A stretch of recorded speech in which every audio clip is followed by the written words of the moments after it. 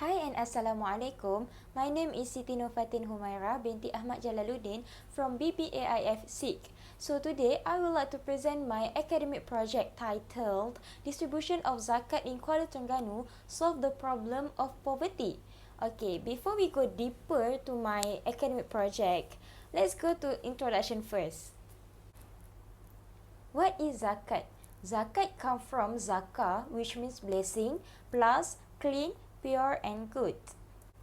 Next, who should perform the zakat? We know that zakat is the third in Islamic pillar. So when it comes to Islamic pillar, every Muslim should perform the zakat. Zakat is very important in Islam. This is because it can purifying the heart and wealth, and also it can help other Muslim who needy. There are 8 categories who eligible to get the zakat: the poor, the needy, amil, mu'allaf, fisabilillah, al-gharimi, ibn sabil, and raqib. This is verse 60 from Surah At-Tawbah that stated all 8 types of categories who is eligible to get the zakat. The meaning from the verse is the alms are meant only for the poor and the needy and those who are in charge thereof, those whose hearts are to be reconciled, and to free those in bondage, and to help those burdened with debt, and for expenditure in the way of Allah and for the wayfarer.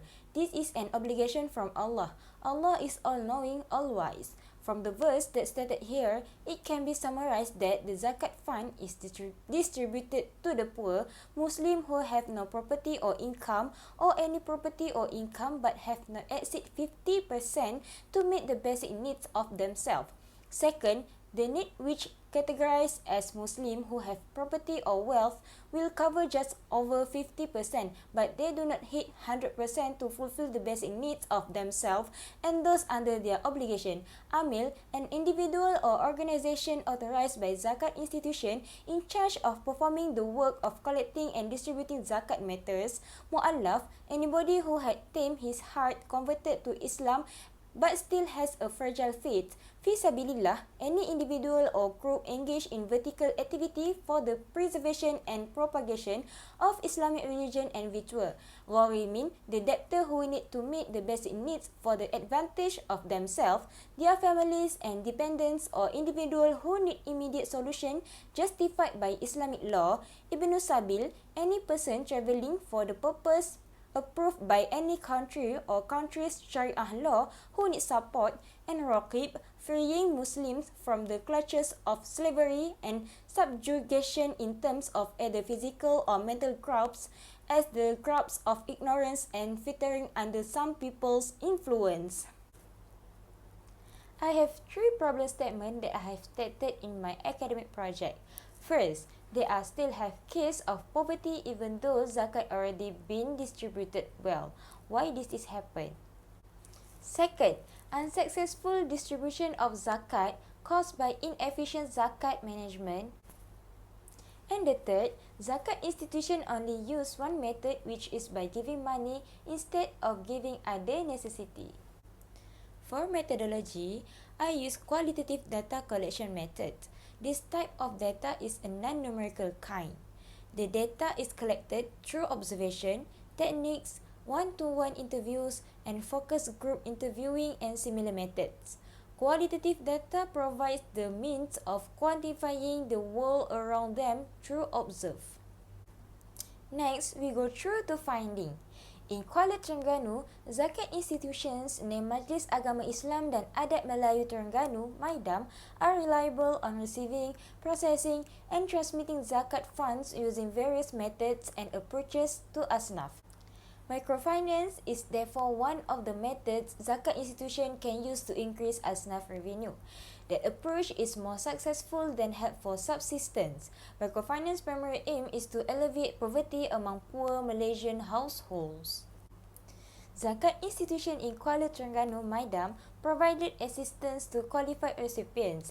These are categories that MAIDAM provided to give zakat to the citizen: humanities and social sector, sector education and higher education institution (HEI), academic sector and entrepreneurship, also our new brother Mu'allaf.